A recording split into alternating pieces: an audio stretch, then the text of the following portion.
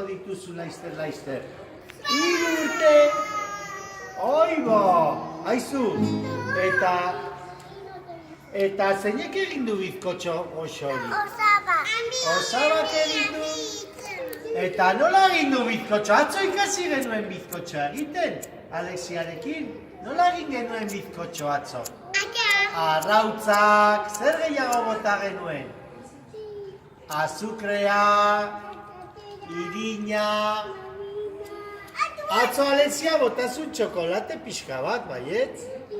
Baina gaur Mairen osabak egin du bizkotxo txokolateri gabe.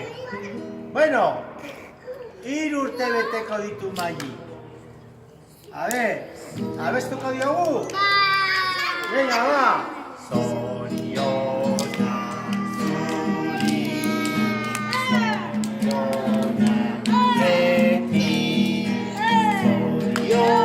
zorionak Maili, zorionak beti. Txaloka orain! Zorionak zuri, zorionak beti, zorionak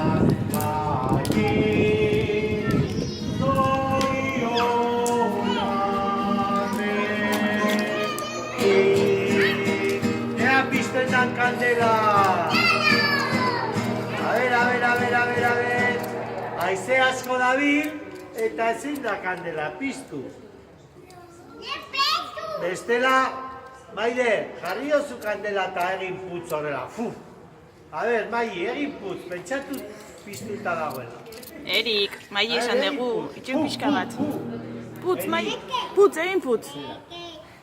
Txalo, bero bat! Jakilo zori izu eskaintzen, beste urte berri bat duzulako aste. Baietz asmatu zenbat dituzu betetzen, zergatik ez ditugu txalo. Hiru txalo,